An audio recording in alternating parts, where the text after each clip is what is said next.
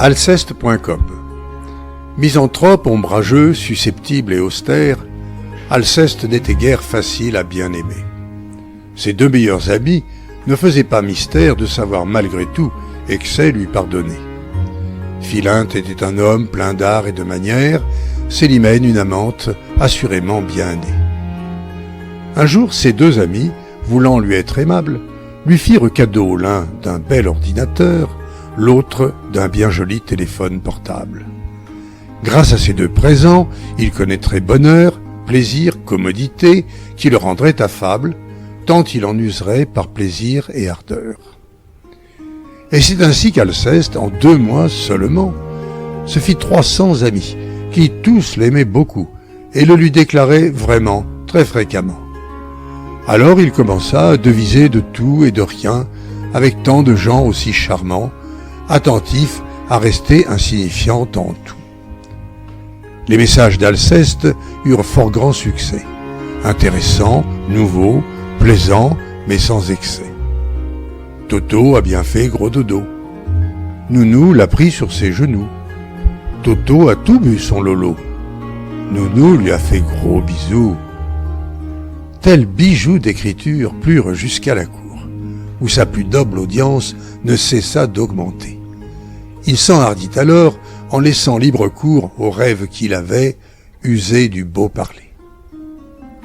Voulant d'abord accroître le nombre de ses amis, il monta sur son mur, romantique il leur dit « Peu me chaud, ô mamie, lenteur de mon ordi, tant me plaît de languir que vous m'aimiez à vie. » L'accueil fut renversant.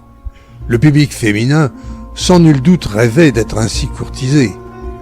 Puis, lorsqu'une élection, un dimanche survint, Alceste s'empara de l'actualité.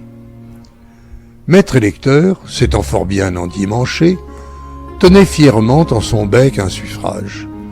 Maître politicien, par pouvoir alléché, lui tint adroitement un séducteur langage. Ce fut un stupéfiant succès internautique, une révolution vraiment électronique, dans laquelle le sens de la belle réplique se révélait avoir fort grand pouvoir magique. Le retentissement de cette évolution, dont aucun grand expert en communication n'aurait jamais osé formuler prévision, toucha New York, Tokyo, Shanghai et Besançon. L'apogée fut atteint lorsque fut annoncé à la télévision qu'Alceste était élu champion mondial du net, par jury relevé à l'unanimité. C'était du jamais vu. La conséquence en fut, pour Alceste effaré, véritable avalanche de courriers incessants, téléphone mobile sonnant sans moindre arrêt, et son ordinateur saturé tout le temps. Sans cesse poursuivi par 1000 mécréants, lui promettant richesse et plaisirs fabuleux, il n'avait plus maîtrise de rien, ni de son temps, ni autre relation qu'avec gens fort douteux. Ses amis, son sommeil, sa santé, il perdait. De son ordinateur devenu dépendant, au point que cauchemar souvent il lui donnait, communiquer de plus en plus il haïssait. Un soir, où il était au bord du suicide, et où il crut entendre ordinateur miauler, il remplit sa baignoire et, triste fratricide, l'y noya pour ne plus l'entendre chatoyer.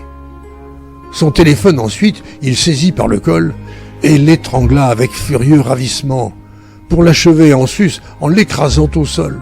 Ce fut un merveilleux et fol enivrement. Philinte et Célimène, il chercha à revoir, mais ils ne lui montrèrent que bien peu d'intérêt. Jaloux, scandalisés, ils lui firent valoir qu'à vouloir trop en faire, on ne peut qu'empirer.